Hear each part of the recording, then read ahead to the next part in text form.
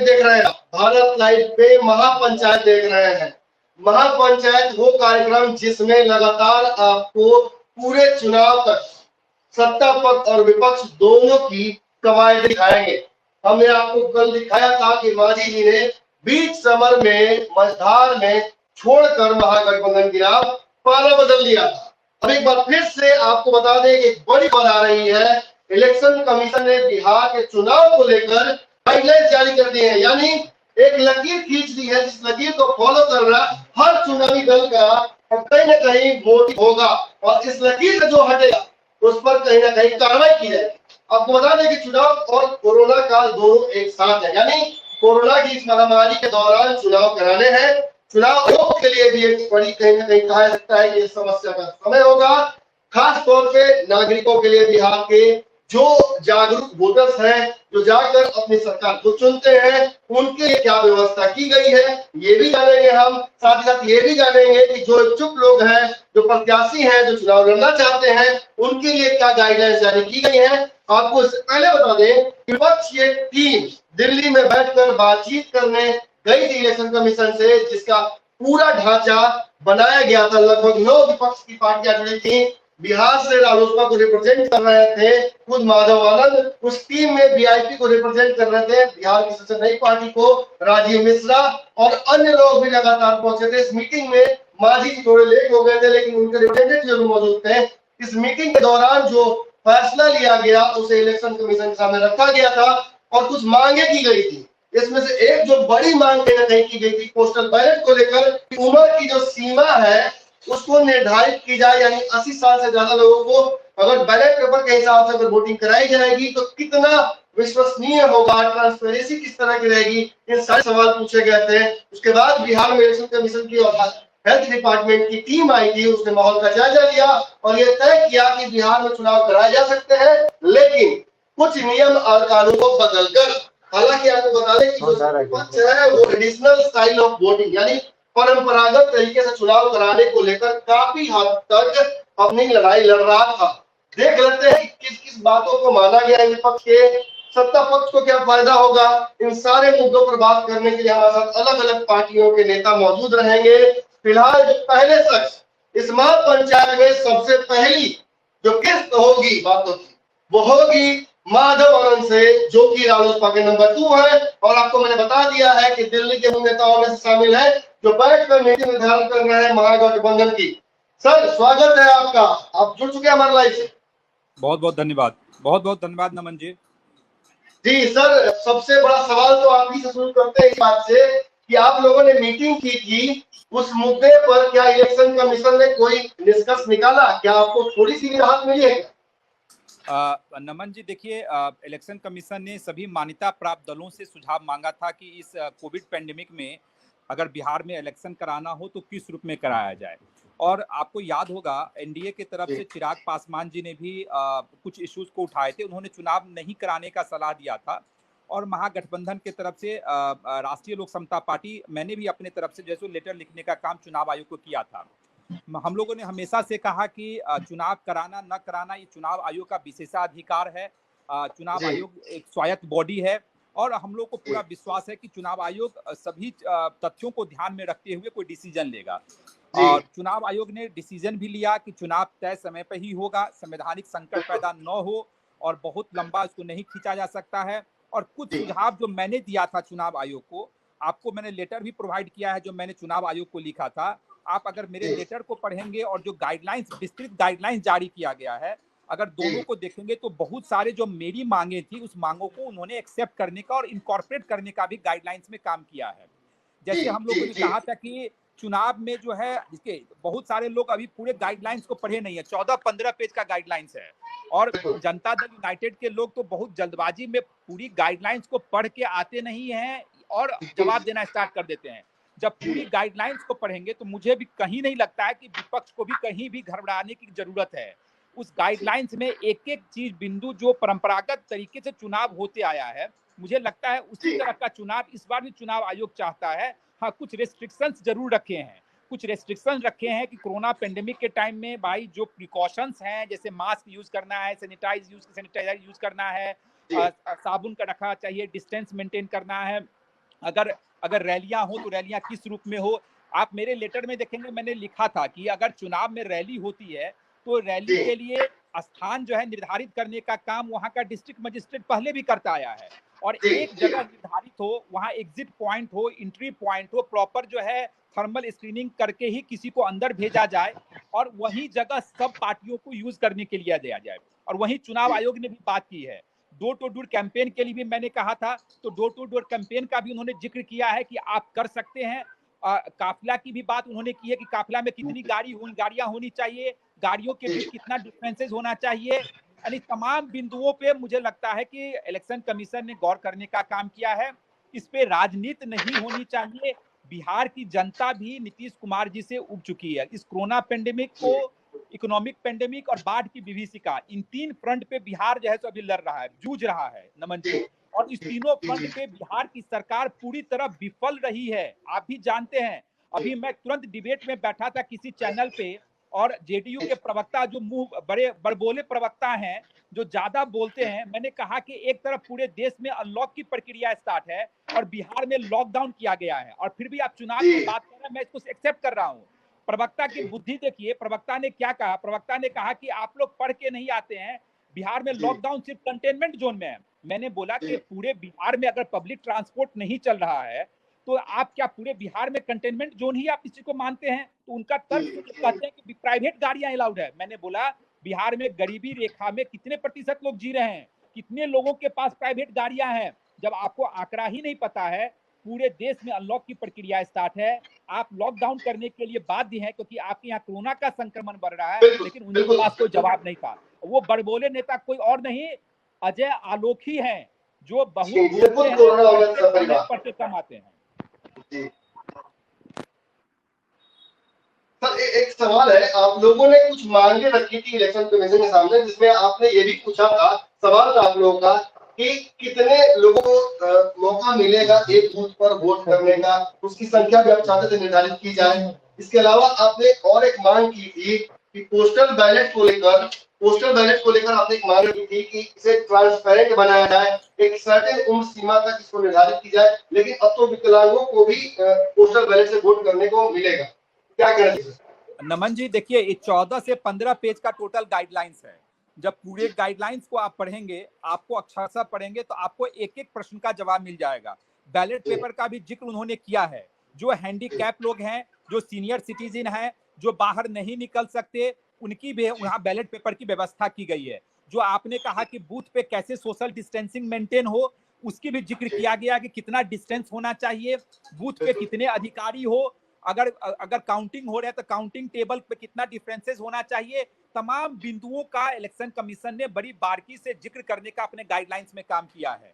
मुझे सिर्फ आपसे एक चीज कहना है, और आपके चैनल के माध्यम से मैं उन अधिकारियों को कहना चाहता हूं, चुनाव जी आयोग ने तो गाइडलाइंस जारी कर दिया, सबको पालन जी करना है, लेकिन पालन करवाने की जिम्मेदारी प्रशासन की होती है। प्रशासन जो जी है, दोनों तरफ से, सत्ता पक्ष हो या विपक्ष हो, दोनों के लिए रूल्स बराबर होने चाहिए, पक्षपात वहां नहीं होना चाहिए।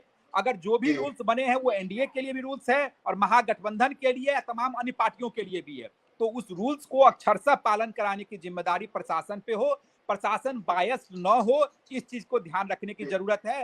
बाकी इलेक्शन जो सर आपका सर जमावड़ा हुआ था जो दिल्ली में 9 पार्टियों का, आप लोगों ने एक आरोप भी लगाया था कि केंद्र में भी कहीं ना कहीं सत्ता बिहार एनडीए की है और बिहार में भी एनडीए का ही शासन है, ऐसे में चुनाव को कोरोना काल की वजह से इन्फ्लुएंस किया जा सकता है। अब क्या कहना चाहिए? नहीं नमन जी, हम लोगों ने ये कहा था कि हम लोग की प्राथमिकता पहले बिहार में कोरोना का संक्रमण कैसे रोका जाए। जैसे मैंने पहले ही जिक्र किया कि बिहार तीन फ्रंट पे चुनाव लड़, तीन फ्रंट पे भी बिल्कुल संघर्ष कर रहा है, बिल्कुल एक कोरोना पेंडेमिक, इकोनॉमिक पेंडेमिक और बाढ़ की विभीषिका। तो पहली जी प्राथमिकता, अगर मान लीजिए कि हम इस तीनों से कैसे जूझा जाए, उस पर फोकस होना चाहिए रेदर देन इलेक्शन पे। हम लोगों ने ये बात जी कही थी, हम लोगों ने कभी ये नहीं कहा, कभी ये मांग नहीं की कि इलेक्शन पोस्टपोन हो जाने चाहिए। अरे बिहार की जनता भी निजात चाहती है इस नीतीश कुमार जी के सरकार से, जो पूरी तरह विफल रही है। डर तो सत्ताधारी गठबंधन को था कि कहीं राष्ट्रपति शासन लागू हो जाएगा, और राष्ट्रपति शासन लागू में अगर चुनाव होता है तो उनको नुकसान हो सकता है, ऐसा डर उन लोग के पास था। हम लोगों ने कभी, महागठबंधन के कोई भी साथी ने ये नहीं कहा कि चुनाव पोस्टपोन होना चाहिए।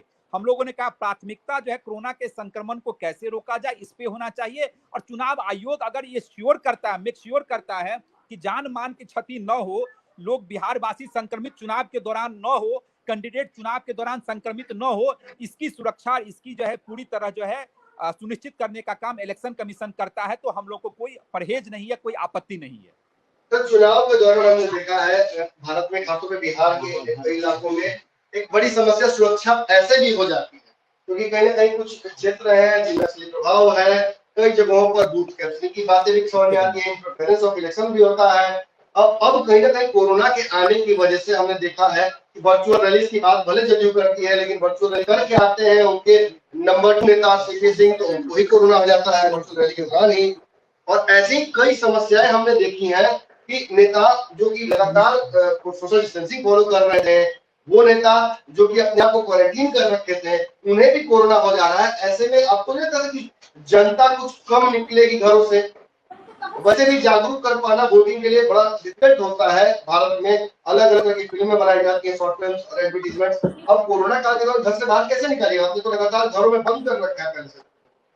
देखिए नमन जी, जहां तक प्रिकॉशन है, प्रिकॉशन तो हर व्यक्ति को लेना ही पड़ेगा, चाहे वो नेता हो या कैंडिडेट हो या वोटर हो, सबको प्रिकॉशन लेने की आवश्यकता है। और आप भी जानते हैं कि अगर चुनाव तो एक संवैधानिक प्रक्रिया है, चुनाव को नहीं टाला जा सकता है। अन्य देशों में भी चुनाव कोरोना के टाइम में हुआ है और मुझे लगता है कि बिहार की स्थिति थोड़ी सी गंभीर जरूर है। जो आपने अवेयरनेस की बात की, चुनाव बिहार सरकार ने अवेयरनेस को क्रिएट जो करना था लॉकडाउन के पीरियड के दौरान, जब पूरे देश में लॉकडाउन था, उस समय बिहार को काफी वक्त मिला कि लोगों को अवेयर करें कि भाई कैसे कोरोना से बचा जा सकता है, कैसे सोशल डिस्टेंसिंग का पालन किया जाए। तो बिहार सरकार पूरी तरह विफल रही। बिहार सरकार का एक ही एजेंडा था कि किस तरह जल्दी से जल्दी चुनाव हो जाए, क्योंकि उनको हमेशा से डर सता रहा है कि बिहार की जनता और आक्रोशित हो जाएगी जैसे जैसे संक्रमण बढ़ेगा। तो मुझे लगता है लेकिन बिहार की जनता जागरूक है, समझदार है और हम सब लोग अब जो पालन नहीं कर रहे हैं वो भी पालन करेंगे। और जो लोकतंत्र में चुनाव एक क्या है, एक पर्व की तरह होता है और यही एक 5 साल के बाद मौका मिलता है कि जो भी सत्ताधारी गठबंधन है या विपक्ष, किसको वोट डालना है वो जनता जनार्दन के हाथ में होता है। और मुझे लगता है कि जनता जनार्दन बिहार की बहुत ही शिक्षित है, बहुत ही समझदार है और निश्चित रूप से निजात चाहती है नीतीश कुमार जी के सरकार से। और वो भी वोट आगे बढ़ चढ़कर बाहर निकलेगी और वोट डालने का काम सोशल डिस्टेंसिंग को पालन करते हुए वोट डालने का काम करेगी। एक ट्रेंड है आपके ट्रेंड को कि अगर अग्रेसिव वोटिंग होती है तो माना जाता है कि इनकम्बेंसी काम कर रही है और सरकार के खिलाफ लोग वोट कर रहे हैं, और अगर वोटिंग बिलो पार होती है तो सरकार रिटेन कर जाती है। कहीं कहीं लोगों में उसका गुस्सा नहीं। कहीं ना कहीं कोरोना की वजह से वोटिंग परसेंटेज तो डेफिनेटली हैम्पर होगा इस बार बिहार में। क्या लगता है नीतीश कुमार को आप दे पाएंगे अपने वोटर्स, जो आपके एग्रेसिव वोटर्स है खासतौर पर रूरल एरियाज में, जहाँ पे शायद पहुंचना आपके लिए कठिन होगा? हालांकि 5 लोगों के साथ आप डोर टू डोर भी कर सकते हैं, ऐसी उसमें लिखी हुई गाइडलाइंस में, लेकिन कठिन तो होगा आपके लिए। एक बड़ी रैली जो आप करते रहे हैं, लालू यादव की रैली जो कि बड़ी फेमस रही है, महागठबंधन की सम्मान रैली, इन सब चीजों को तो आप नहीं कर पाइएगा बहुत। देखिए रूल्स सबके लिए नमन जी एक जैसा होता है। जैसा मैंने पहले कहा कि रूल्स अगर गाइडलाइन जारी किया है तो इलेक्शन कमीशन उस सबको, एनडीए के लिए भी, महागठबंधन के लिए, तमाम अन्य पार्टियों को सबको फॉलो करना पड़ेगा और उसका पालन करवाने की जिम्मेदारी भी प्रशासन पे ही होता है। जहां तक आपने बात कही कि परसेंटेज ऑफ वोट, मुझे नहीं लगता है कि परसेंटेज ऑफ वोट कम जाए या ज्यादा हो। उस दोनों केसेस में कहीं भी ये इंडिकेशन, मुझे नहीं लगता इस बार ये इंडिकेशन जाएगा कि सत्ताधारी दल के अगेंस्ट में गया है या विपक्ष के फेवर में गया है। मुझे ऐसा नहीं लगता है, क्योंकि आप भी जानते हैं माननीय नीतीश कुमार जी के प्रति एंटी इनकम्बेंसी बिहार में बहुत ज्यादा है। बिहार में जो डेवलपमेंट होना चाहिए था नमन जी, आपने कई एपिसोड किए हैं। कोरोना के टाइम में जितने भी लोग, बिहार के मजदूर वापसी जब घर हुई थी, माननीय नीतीश कुमार जी ने वादा किया था कि एक एक लोगों को रोजगार यहीं मिलेगा, किसी को बाहर जाने की अब जरूरत महसूस नहीं होगी। उन्होंने लेबर बैंक की भी बात कही थी। उन्होंने कहा था कि मैं स्किल का भी जैसे मैपिंग कर रहा हूं कि कौन से व्यक्ति कितना स्किल्ड है। लेकिन आज क्या है, आज देखिए कितनी मात्रा में पलायन मजदूर हो रहे हैं। यानी पंजाब की बात करें, हरियाणा की बात करें, दिल्ली की बात करें, बसों से लोग जैसे जा रहे हैं रोजगार के सिलसिले में। तो पूरी तरह बिहार की जनता त्रस्त है। कोरोना पेंडेमिक में भी जिनकी घर वापसी हुई थी, खाने के लाले पड़े हुए हैं, इसलिए वो बाध्य हैं आज बाहर निकलने के लिए और पलायन करने के लिए। तो मुझे लगता है बढ़ चढ़ के जनता भाग लेगी और जो भी लोग बाहर गए हैं चुनावी नौकरी करने के लिए, वो लोग भी जरूर वापस आएंगे और वोट डालेंगे और नीतीश कुमार जी को गद्दी से हटाने का काम करेंगे। सर मैं कुछ गाइडलाइंस पर देता हूँ, मुख्य बिंदु जो हमारी वेबसाइट पर हमारी टेक्निकल टीम ने डाला है, ये दर्शकों के लिए भी होगा, आपने तो बिल्कुल सब पढ़ रखा है पूरा गाइडलाइन। क्वारंटीन सेंटर में रह रहे कोविड-19 मरीजों को मतदान के दिन आखिरी घंटे में मतदान करने की अनुमति दी जाएगी। निर्वाचन आयोग ने कहा है कि कंटेनमेंट जोन में रह रहे मतदाताओं के लिए अलग से दिशा निर्देश दिए जाएंगे। मतदान केंद्र का सैनिटाइजेशन होगा, प्रत्येक मतदान केंद्र के प्रवेश द्वार पर थर्मल स्कैनर रखा जाएगा। ये बहुत इफेक्टिव नहीं हो पाया है, साबित हुआ है ये चीज। निर्वाचन कर्मी मतदान केंद्र में प्रवेश करने से पहले तापमान जांच कराएंगे। रोड शो के लिए प्रत्येक 5 वाहनों के बाद काफिले को विराम दिया जाएगा और पहले यह संख्या 10 वाहनों की थी बताया जा रहा है। और कोविड-19 के दिशा निर्देश का पालन करते हुए जनसभा और रैलियां की जाए तो ठीक है, अगर कोई भी इसका परहेज नहीं करता है तो उसको उसके खिलाफ केस कर दिया जाएगा। और सर खबर तो ये भी आ रही है कि कहीं ना कहीं हाउस अरेस्ट भी हो सकते हैं जो कैंडिडेट्स हैं, अगर बहुत ज्यादा उनके खिलाफ ऐसे अगर आएंगे इनपुट्स, तो क्या कर रहे हैं सर? नहीं नमन जी देखिए, बहुत ज्यादा निगेटिव अभी सोचने की जरूरत नहीं है। जैसा कि मैंने कहा कि लोकतंत्र में चुनाव एक पर्व की तरह होता है। निगेटिव बातें सोचेंगे तो फिर बहुत तरह की बातें मन में आने लगेगी। जैसा मैंने कहा, चुनाव आयोग स्वायत्त संस्था है, हम सब लोग रिस्पेक्ट करते हैं चुनाव आयोग का, और चुनाव आयोग ने गाइडलाइन जारी किया है तो हम सब लोगों को, आपसे भी आग्रह है, सबसे आग्रह है कि इसका अक्षरशः हम सब लोग पालन करें, नियमों का पालन करते हुए इस लोकतंत्र के पर्व को जो है अच्छी तरह जो है सो हम लोग सेलिब्रेट करें। वोट डालें, जरूर वोट डालें, जिसको भी वोट डालना है निष्पक्ष होकर डालें। मैं नहीं कहूंगा कि भाई कि आप किसको डालिए, वो तो मतदाता का काम है, लेकिन वोट जरूर डालें, निष्पक्ष होकर वोट डालें, बिहार के हितों को ध्यान में रख के वोट डालें, बिहार के विकास के लिए डालें, और नए बिहार बनाने की जो परिकल्पना हम लोगों ने की है, खासकर मेरे जैसे युवा लोगों ने, जो राजनीति में आने का एक ही मकसद है, युवाओं की जो मैं बात करता हूं, रोजगार सृजन की बात करता हूं, उद्योग व्यवस्था लगाने की जो बात करता हूं, उस परिकल्पना को जैसे पूरा करने का काम जनता हम लोगों को दे, यही मैं जनता से आशा करता हूं, आप लोगों से भी आशा करता हूं, और निश्चित रूप से वो आशीर्वाद हम लोग को मिलेगा। तो एक अंतिम सवाल है आपसे, उस बाद मैं आपको बिल्कुल छोड़ूंगा, लगातार लाइन में हमारे साथ बने हुए बहुत धन्यवाद के लिए। अंतिम सवाल सर ये है कि जो वोटर्स आए थे, जो पलायन करके लोग जाते हैं वोट के रोजगार के लिए, वो वापस आए थे, तो कहा गया कि लगभग 30 लाख लोगों की संख्या थी। ये वोटर्स जब हमसे बात करने गए तो कहीं ना कहीं सिंपैथाइजर्स, वो महागठबंधन के सिंपैथाइजर्स हैं, और कहीं ना कहीं उन्हें नीतीश कुमार से कुछ ना कुछ परहेज, एक मिलाप सेंटीमेंट की मैं बात कर रहा हूँ। ये वोटर्स अब वापस जा रहे हैं, हेलीकॉप्टर और ट्रेन में भरकर इनको वापस इनके फैक्ट्रियों में भेजा जा रहा है। आपको तो नुकसान होगा वोटर्स का, खासतौर पर उन वोटरों का जो अग्रेसिव वोटर्स है। नमन जी देखिए, मैंने आपको पहले ही कहा कि देखिए जो आप आंकड़ा बता रहे हैं वो 30-35 लाख नहीं है, वो 55 लाख है। लगभग 55 लाख लोग, उसमें स्किल्ड लेबर भी हैं, मैं स्किल्ड नहीं, स्किल्ड और अनस्किल्ड दोनों चीज की बात कर रहा हूँ। कुल मिला के देखिए तो 55 लाख का आंकड़ा है, और 55 लाख लोगों को माननीय नीतीश कुमार जी ने आश्वासन दिया था कि आपकी घर वापसी हुई है, आप घर में ही रहिए, आपको बिहार सरकार रोजगार देने का काम करेगी। बिहार सरकार पूरी तरह फ्लॉप रही, केंद्र सरकार पूरी तरह फ्लॉप रही। सिर्फ जो है चूड़ा और चीनी और गुड़ देने से अगर उनका जीवन यापन नहीं चल सकता, तो वो बाध्य हो गए फिर से जैसे पलायन करने के लिए। इसलिए मैंने कहा कि भले मजदूर पलायन कर लिए, उनके परिवार के लोग जरूर बिहार में हैं, उनकी पत्नी है, उनके बच्चे हैं, उनके मदर हैं, उनके फादर हैं, और जो लोग भी बाहर गए हैं वो लोग भी चुनाव के वक्त में उनकी वापसी पुनः होगी, क्योंकि सर एक बड़ा अपडेट आया है, एक बड़ा अपडेट आया है माधव जी, बड़ा अपडेट आया है। सुशील कुमार मोदी जो कि आप लोगों के बहुत बड़े सिंपैथाइजर हैं, उन्होंने ट्वीट किया है। उन्होंने ट्वीट में लिखा है कि कोरोना के बहाने राजद चाहता था कि चुनाव टल जाए, मतदान नहीं हो, अगर हो भी तो बैलेट पेपर के जरिए, ताकि लाठी में तेल पिलाने का मौका मिल जाए और बूथ लूटने का मौका मिल जाए। आयोग ने राजद की मांग ठुकराकर निष्पक्ष, स्वतंत्र और सुरक्षित चुनाव कराने के लिए भरोसा बढ़ाया है। लाठी में तेल पिलाने का मौका नहीं मिलेगा सर आप लोग। नमन जी देखिए, सत्ताधारी गठबंधन में माननीय सुशील मोदी जी को जो भूमिका है वो ट्विटर बॉय के रूप में है।